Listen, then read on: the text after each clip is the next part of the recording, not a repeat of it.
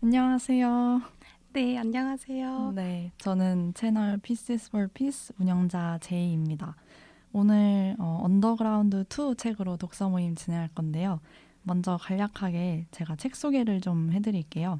언더그라운드 1 책이 무라카미 하루키가 쓴 책이에요.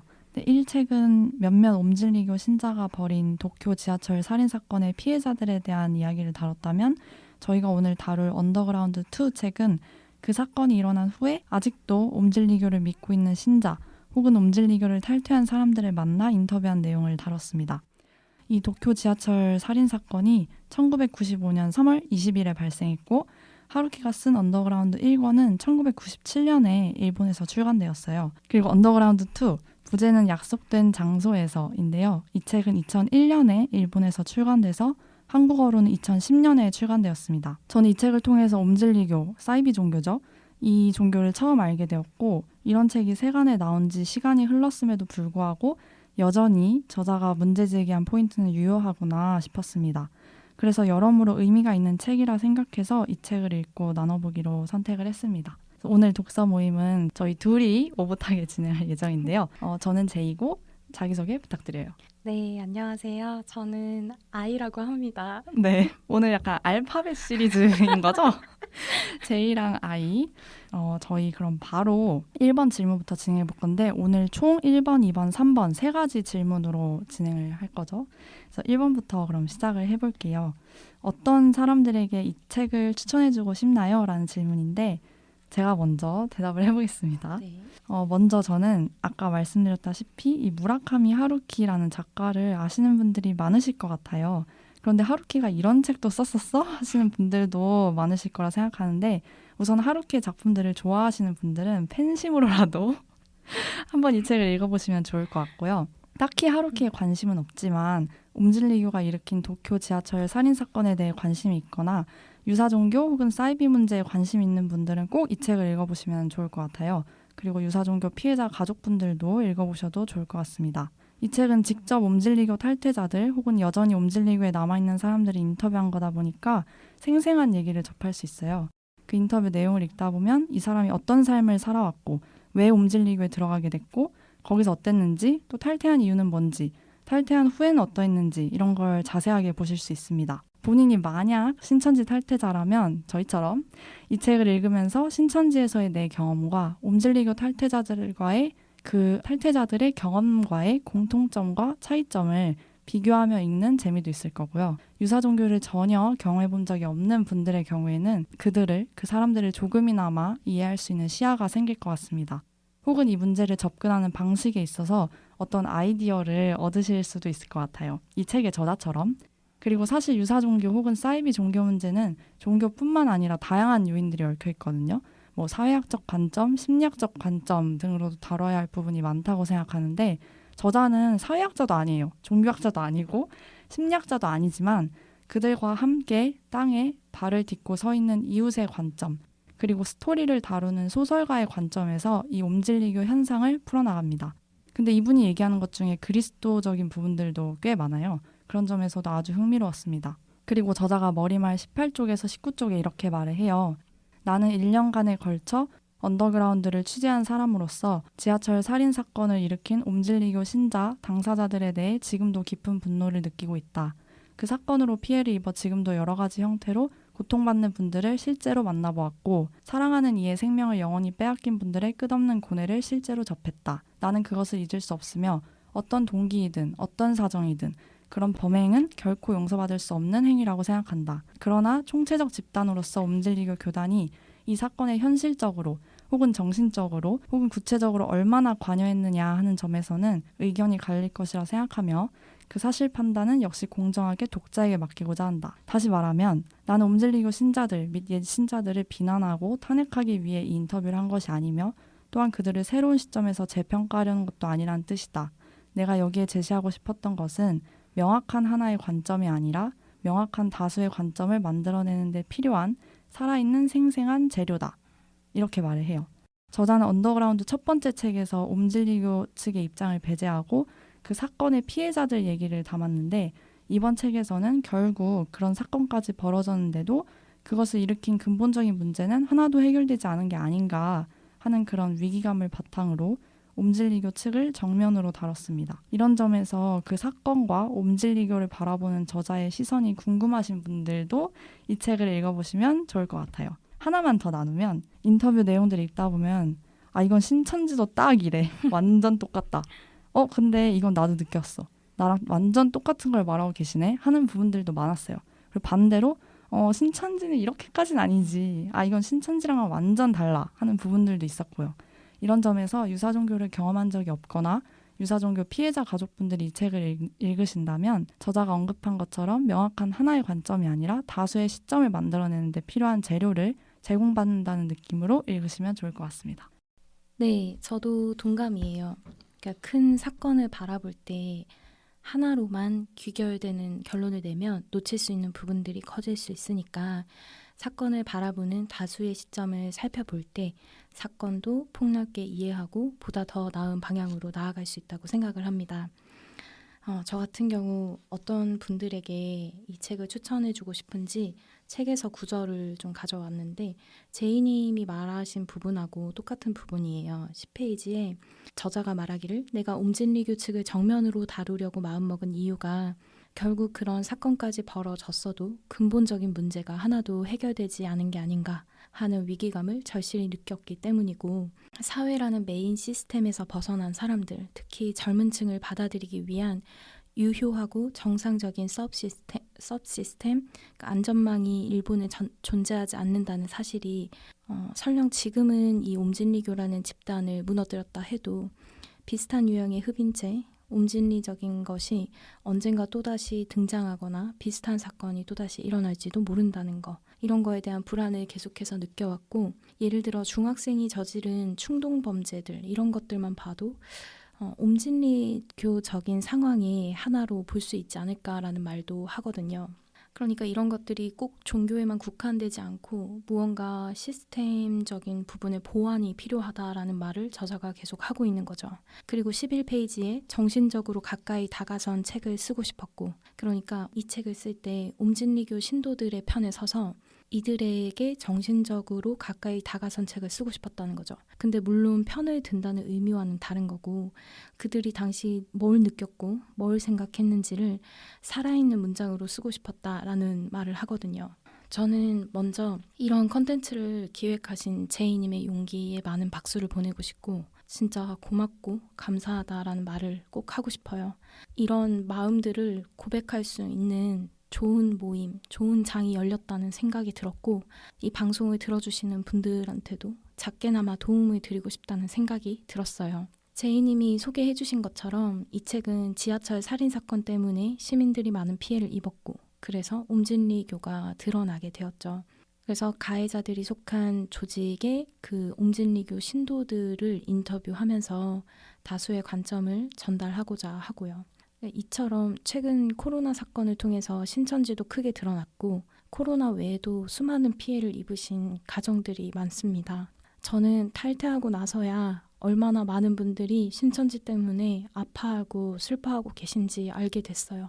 탈퇴하고 나서야 너무 충격적인 일들을 듣게 됐는데 결국 저는 그곳에 몸담은 기간 동안 하나님이 일을 한다고 생각했지만 결국에는 제가 당한 방식하고 똑같은 방식으로 전도라는 이름 하에 거짓말로 사람들을 속여왔던 거, 그 조직이 굴러가게끔 뭐라도 돕는 일을 열심히 했었다는 것에 정말 큰 죄책감을 느껴왔어요. 이 자리를 빌어서 신천지 때문에 소중한 가족, 친구, 연인을 잃어버리고 관계가 잘못되고 그래서 큰 고통 속에 빠져 계신 많은 피해자분들께 정말 죄송하다는 말씀을 드리고 싶습니다. 저뿐만 아니라 많은 탈퇴자들이 사실은 똑같은 그런 죄책감을 느끼면서도 막상 어떻게 이런 사과의 마음을 전달해 드려야 할지를 몰라서 망연자실하고 있을 경우도 많을 거라는 생각이 듭니다.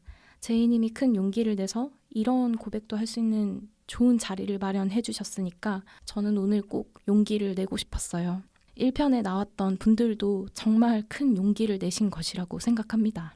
저는 정말 신천지의 교리가 진짜라고 생각하면서 세상을 회복하고 사람들의 영혼을 살리는 방법은 이것밖에 없다. 이 말씀에 있는 답밖에 없다라고 생각하면서 엄청 열심히 활동했던 사람이에요.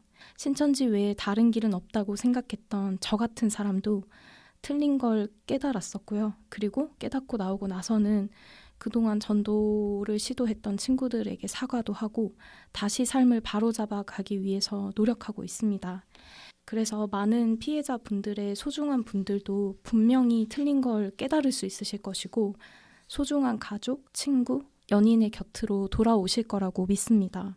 그러기 위해서 도움을 드리고 싶었던 거는 결국 신천지뿐 아니라 유사 종교의 문제를 근본적으로 해결하기 위해서는 신천지의 친구들이, 그런 종교들의 친구들이 도대체 뭘 그렇게 열망하고 갈망했는지, 그리고 그 욕구가 어떻게 해서 왜 신천지를 향하게 되었는지 아는 과정이 너무나 필요하다고 생각했어요.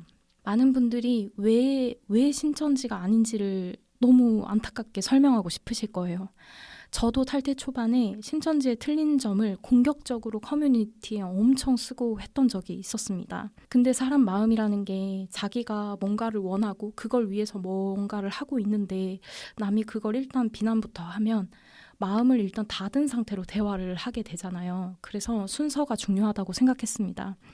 그 친구들의 소망이나 원하는 것들이 도대체 뭔지를 먼저 알아주는 거죠. 그 원하는 것들에 대해서 공감을 해준 다음에 그 다음에야 그 소망을 이루기 위한 방법이 왜 신천지가 아닌지를 설명을 해주고 그 다음에는 그러면 어떻게 해야 그 소망을 이룰 수 있는지를 더 올바르고 더 좋은 대안을 확실하게 알려줄 때 비로소 다시 대화가 통하고 그 대화를 통해서 건강한 길로 돌아올 수 있겠다라는 생각을 했기 때문에 사람들이 뭘 원하다가 거기 들어가게 됐는가, 그런 재료를 보태는 것이 작게나마 제가 도와드릴 수 있는 부분이라고 생각했습니다. 그래서 신천지뿐만 아니라 유사 종교 혹은 꼭 종교가 아니더라도 사회에서도 다단계나 혹은 뭐 여러 가지, 청소년 경우에는 불량 서클 이런 것도 있겠죠. 이런 여러 가지 바르지 않은 조직 속에 나의 소중한 사람이 소속되어 있는 경우 그 소중한 사람이 결국 열망하는 거, 그 사람이 진짜 원하는 게 뭐길래 그곳에 소속되었는지 원인을 찾고 싶으신 분들, 그리고 더 좋은 대안을 마련하고 싶어서 방법이 필요한 분들한테 이 책을 추천해 드리고 싶어요. 감사합니다.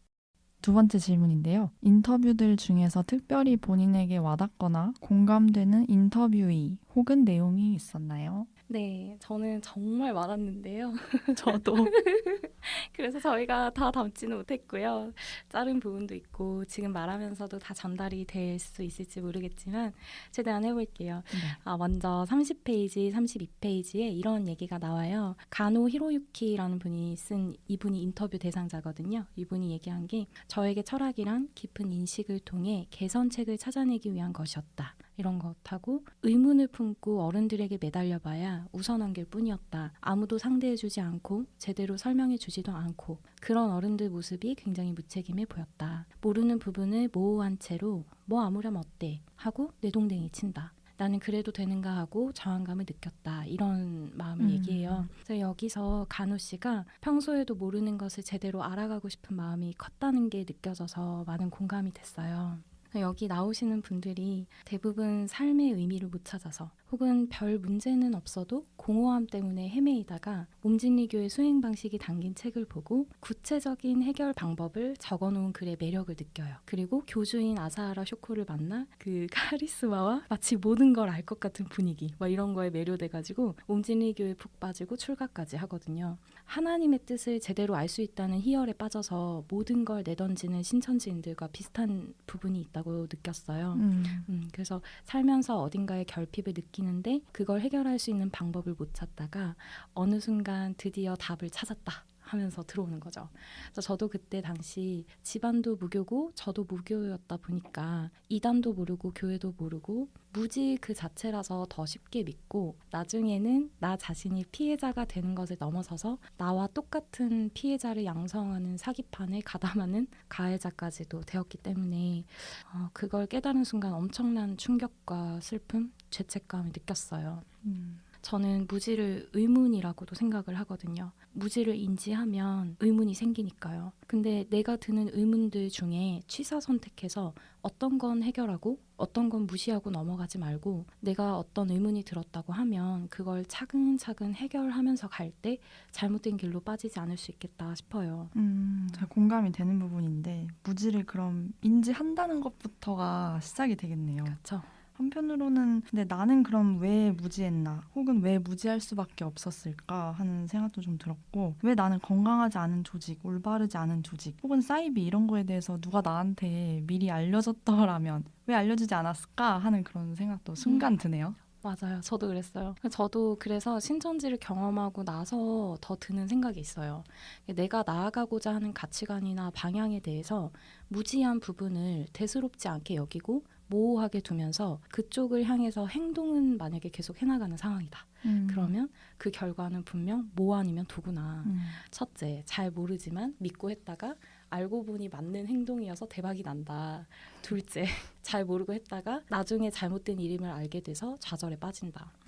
근데 우리는 사람이니까 완벽할 수 없고 모든 걸 아는 것도 불가능하잖아요. 그렇죠. 그러니까 내가 행동하는 중간중간 내 무지를 느낄 때마다 일단은 멈추고 내가 옳은 방향으로 제대로 걸어가고 있는가를 점검해보고 다시 움직이는 습관을 길러야 되겠더라고요. 저는 사실 이게 신천지에서 저희가 앞만 보고 달렸잖아요. 그랬던 신천지인들이 이제 탈퇴를 했다면 그 사람들한테 좀 이 부분이 중요한 깨달음이 될 거라고 생각해요. 저한테 하는 얘기도 하고. 맞아요. 저도 이걸 정말 많이 느꼈거든요. 네. 그래서 그 멈춰서는 순간이 사실은 의문이 드는 순간일 테니까 내 안에 있는 무지한 부분을 발견할 때마다 완벽한 그런 답을 찾지는 못해도 적어도 내 마음이 찜찜하지 않을 수 있을 만한 답 정도는 찾으려고 노력해야 하지 않을까. 그러니까 나의 무지함과 의문이 드러나는 순간들을 다른 사람들은 다 무시하고 묵살할지라도 그래도 나에게는 이 의문을 답으로 바꾸어서 내가 만족할 만한 방향을 잡은 다음에 다시 출발할 수 있도록 해야 하는 책임감이 있다는 생각이 들었어요. 그러니까 이게 비단 종교뿐 아니라 모든 삶의 순간에서요. 그리고 다음으로 140페이지에 마스타니 하지메라는 분이 고타마 붓다가 얘기한 걸 얘기해요. 그러니까 자기야말로 자기의 주인이다. 자기를 섬으로 삼고 다른 것에 의지하지 말라. 이런 말을 하는데 여기 나오는 그 옴진리교의 간부가 있거든요. 그 간부가 말하는 거는 자기와 번뇌의 동일화다 이렇게 얘기를 하면서 이 하지메라는 사람이 에고를 없애려면 자기도 같이 없애라고 한다. 근데 이게 일종의 가치 전도고 자기는 찾아내야 할 대상이지 버려야 할 대상이 아니다. 그래서 자기가 사라지면 사람은 어떤 범죄에도 무감각해진다는 거죠. 그래서 결국에는 번뇌를 근원적으로 해결하기보다는 자기를 버리고 시키는 대로 순종할 인간을 만들어내는 거다. 이렇게 얘기하는데 저도 이게 동감이 너무 되는 게 총 제가 한 4년 반 정도 있었는데요. 거의 3년 반까지는 그 말씀이 궁금한 의문이나 혹은 교리에 대한 의문이나 이상한 지시를 받았을 때 드는 의문 아니면 내 주변 사람들에게 상식적이지 않은 언행을 하는 것에도 계속 반응을 했었어요. 근데 의문을 가질 때마다 너는 자기 생각이 너무 많아. 네가 말씀이 부족해서 그래. 너는 버릇이 없어. 너는 말을 너무 거침없이 해. 이런 식으로 계속 가스라이팅을 당했거든요. 네. 그렇게 되니까 그리고 이제 제대로 된 처리도 해주지 않고 그러니까 제가 막 이거는 성경 말씀과 다른 행동 아니냐 이렇게 따져도 묵묵부답이고 어쩔 수 없다. 위에서 시키는 일이니까 너가 순종해라 이렇게 되니까 순종하고 그래서 나중에는 포기하게 되더라고요. 왜냐하면 무력감이 드니까. 그래서 탈퇴할 쯤 돼서는 문제가 눈에 보여도 무시하고 여기는 어차피 좋아질 수가 없다. 다 썩었다. 이런 생각만 많이 들었었어요. 그리고 그 다음에 이제 102페이지에 보면 데라타 다모은 씨의 얘긴데요. 이게 혼자서 이분이 하시는 말이 혼자서 아무리 공부를 해도 누군가 이끌어줄 사람이 없으면 혼자서 가는데 한계가 있다라는 얘기거든요. 그래서 저도 이게 되게 중요한 말이라고 생각했어요. 여기서 야호서는 깨달은 척하는 사람을 뜻하거든요. 그래서 저도 탈퇴 후에는 더 이상 어떤 교회도 어떤 조직도 들어가고 싶지 않았어요. 왜냐하면 또 이상한 곳에 빠지면 안 되니까. 그리고 솔직히 말하면 신앙심을 빙자해서 잘못된 가르침을 주는 분들이 꼭 신천지에 다 모여 있다라는 생각도 들지 않았어요. 네. 어느 조직에서나 특히 지도자의 입장에 계신 분들 중에 그 지위에 취해서 이상한 가르침을 줄 가능성은 어디에서나 있다고 생각을 했어요. 맞아요. 진짜. 그래서 신천지에서도 사명자들의 치명적인 인격적 결함을 목격하는 순간들이 분명 있었죠. 근데 여기에 답이 있으니까, 말씀대로 이루어지는 역사가 여기서 일어나니까 하나님과 예수님을 깊이 알고 그 뜻을 따르는 참 자녀가 되고 싶고 그 잔치에 참여하는 자가 되고 싶고 하나님과 예수님과 영원히 같이 살고 싶으니까 꾸역꾸역 참았거든요. 근데 그 교리가 단지 국내에 존재하던 이전 이단 교리들을 짜집기 위해서 만든 형편없는 교리라는 걸 깨닫고 제 자신이 얼마나 소름 끼치는 종교 사기에 가담하고 있었는가 이런 걸 생각하니까 나중에는 눈물만 펑펑 나고 하나님께도 너무 죄송하고 나 자신에게도 너무 화가 나고 회개하고 싶은데 어디서부터 손대야 할지도 모르겠고 막막하고 근데 바르게 알고 싶어도 이제 어디를 가고 어디를 믿을 수 있을지조차도 모르겠더라고요. 그래서 탈퇴 후에 상담을 받고 싶어서 교회에 찾아갔다가 외면당한 경험도 겪었거든요. 게다가 이제 네가 말씀도 모르면서 부와 명예 뭐 이런 잘못된 걸 쫓으려고 하니까 신천지에 빠진 거 아니냐라고 말하던 목사님도 있었어요. 제가 신천지에서 나왔다고 해서 교회들이 훨씬 올바르고 상식적이고 건강하게 행동하는 곳이구나. 성경 전체를 깊이 있게 배울 수 있는 곳은 교회구나 하는 확신이 안 생기더라고요. 그래서 돌아갈 수 있는 곳이 없다는 느낌이 들었고 그래서 탈퇴 후 초반에는 되게 자살하고 싶다 이런 생각도 많이 했었어요. 뭔가 믿을 수 있는 사람, 신뢰할 수 있는 사람이 아무도 없다라는 생각도 들고 오직 믿을 수 있는 건 하나님, 예수님 뿐이고 그래서 저는 말씀을 더 잘 알아야 된다 이런 생각이 엄청 집착이 되더라고요. 근데 혼자 모든 걸 알아갈 수 있는 거는 한계가 있잖아요. 그래서 바로잡아줄 누군가 없으면은 이게 잘못된 방향으로 가면 쭉 갈 거니까 또 그게 무섭더라고요. 네.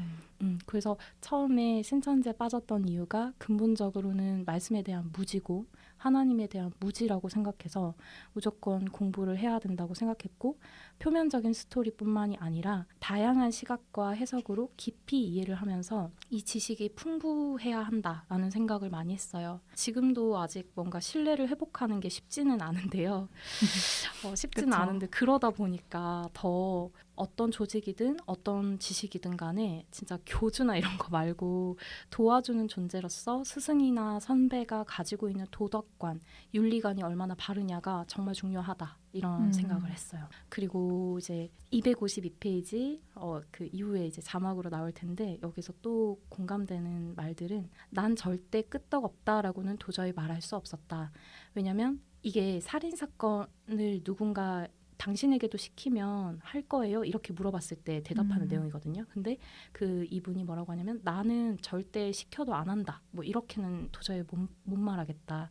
왜냐면 그때까지는 아직 의문을 가지고 그런 감수성이 보존이 되어 있었는데 교단에 있다 보면은 싫든 좋든 간에 내 자아가 꺾여버리기 때문에 나중에는 결국 그래요 해야 되나 이러면서 할 수도 있었다는 거죠. 네. 그러면서 또 너는 왜 교단 생활에 적응하지 못하느냐 수행이 안 됐다 구루에게 귀의하지 않았다 그리고 출가자들은 어떤 의미에서는 모든 걸 버렸다 보니까 이미 한도를 넘어선 사람들이고 그러다 보니까 궁지에 몰린 절박한 분위기 특유의 그런 분위기가 있다 이런 거랑 그리고 위에서 내려온 명령이야 라는 걸로 진지한 신앙을 가진 사람들의 사명감을 굉장히 자극한다는 거죠. 사명감. 그렇죠. 아주 익숙한 단어죠. 네. 그래서 제가 이거 동감하시는 탈퇴자분들이 정말 많으실 거라는 생각을 했어요.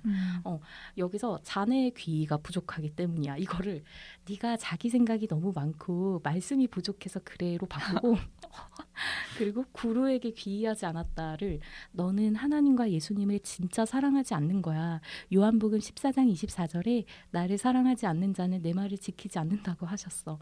이렇게 바꿔 말하면 완벽하거든요. 그리고 로마서 인용하면서 너는 단단한 것을 못 먹는 자가 되었다. 이런 식으로 과거 생각이 나네요. 엄청나죠. 그래서 정말 PTSD 오네요. 그래서 실제로는 훨씬 더 교묘하게 가스라이팅을 많이 하거든요. 그래서 저런 심리 조작을 계속 겪다 보면 나중에 공황장애, 대인기피, 우울증, 중독 증세, 식이장애, 불안장애 등등이 와요. 제 경우에는 그랬거든요. 그래서 마음이 좀 아파서 공감이 됐었고 그다음에 111페이지에 성실하고 진지하게 자기 마음의 성장이나 해탈을 목표로 목표로 노력하는 사람들이 한편에는 있다. 그리고 탈퇴한 다른 사람들도 어떤 형태로든 모두 종교적인 부분에 간직한 채 살아간다. 이 얘기도 와닿았는데 이건 저에게 어떤 다른 물질이나 돈을 쫓다가 잘못된 곳에 빠졌다고 생각하셨던 그 목사님께 그리고 그렇게 생각하시는 분들께 말씀드리고 싶었던 건데 보통 신천지가 전도할 때 가장 핵심 키워드로 잡는 따기 멘트가 뭐냐면 너 변화할 수 있어. 그리고 하나님의 뜻을 제대로 배울 수 있어. 거든요. 네. 그래서 신천지에 입교할 때까지 실제로 그 친구가 스스로 느끼기에도 성경 말씀을 통해 내면적으로 성장함으로 행동까지 변화하고 있다는 느낌을 받을 수 있게 아주 세심한 관리를 합니다. 제가 그렇게 느꼈었는데 관리당했던 건가? 그쵸, 관리죠. 왜냐면 센터까지 무사히 떨어지지 않고 입교를 해야 되니까 그런 관리를 해요. 그래서 이렇게 들어가게 된 사람들이 정말 돈 보고 들어갔을까 싶습니다. 진짜로 이대로 살고 싶지 않으니까.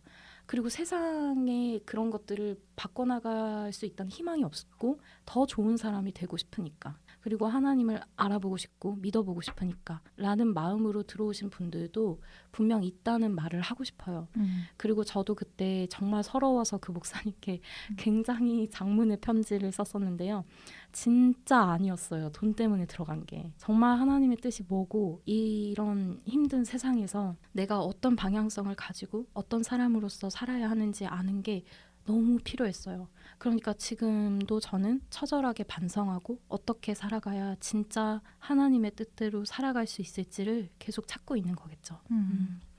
그리고 이제 다음으로 얼마 지나자 아 나는 피해자가 아니라 가해자 쪽이구나 하는 생각이 들더군요.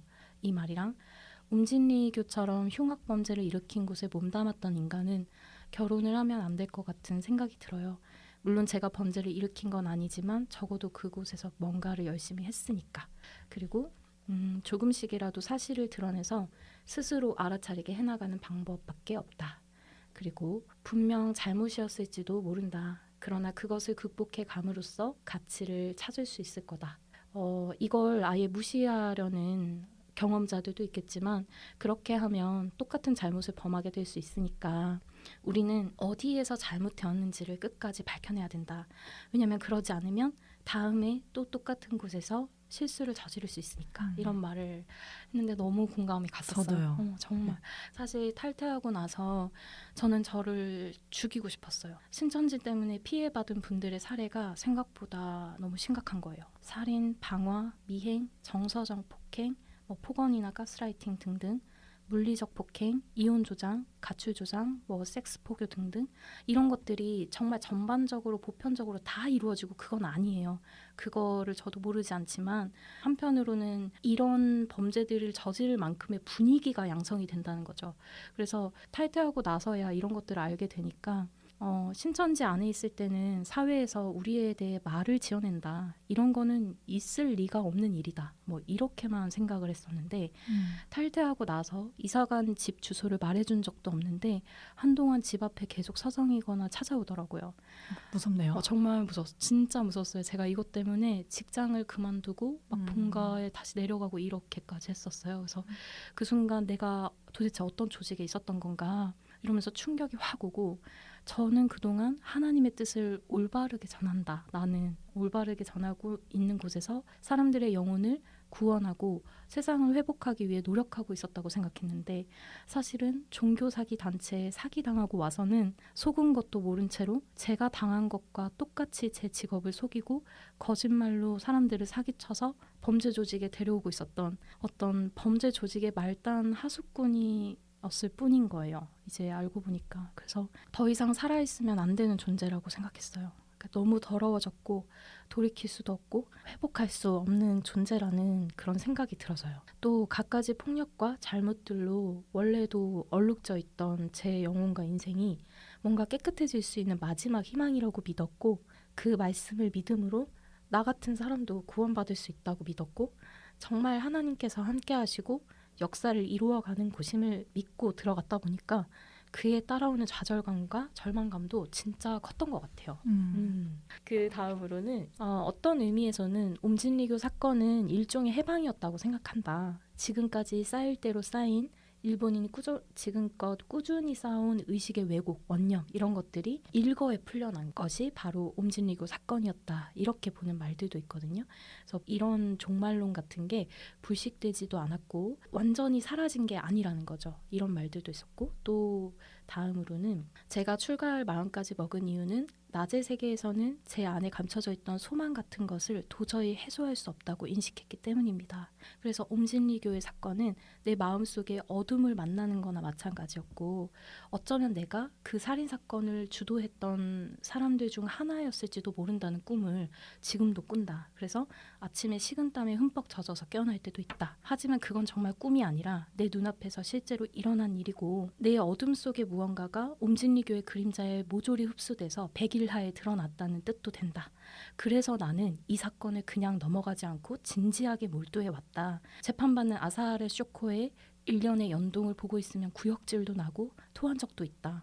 정말 답답하고 안타깝지만 볼 가치도 없다는 생각까지 들지만 아무리 한심하고 해도 나는 그들에게서 눈을 돌릴 수 없고 경멸할 수 없고 왜냐면 일시적으로라도 그런 존재가 이 세상에서 가능했고 그런 참사를 일으키고 말았다라는 사실을 잊어서는 안 되고 내 안에 옴진리교 사건을 극복하지 못한다면 앞으로 나아갈 수 없다. 이런 말이 있었어요. 제가 신천지에 있을 막바지 때 사회에서부터 10년 동안 친구였다가 저를 따라서 신천지에 들어왔던 친구가 먼저 탈퇴를 했거든요. 그래서 그 친구가 마지막에 신천지인들이 자꾸 집에 찾아오고 직장에도 찾아오고 미행을 한다고 저한테 저 사람들 왜 저러냐고 경찰에 신고하기 전에 하지 말라고 좀 해달라고 부탁을 했었어요.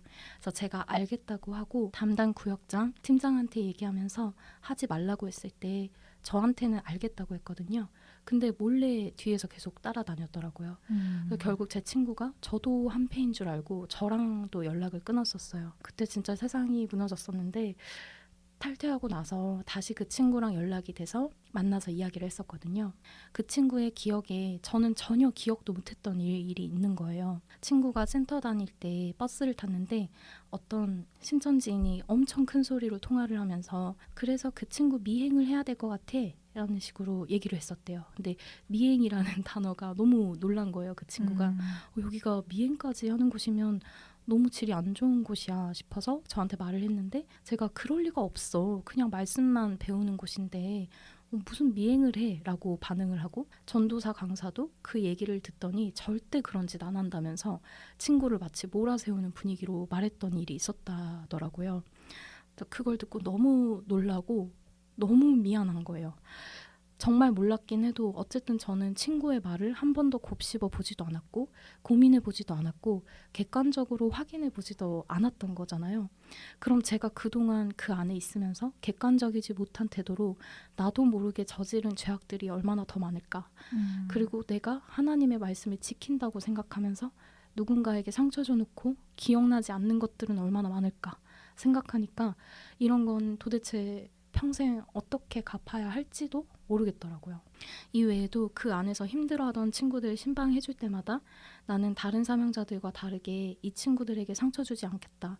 이 친구들의 마음이 하나님을 떠나지 않게 붙잡겠다.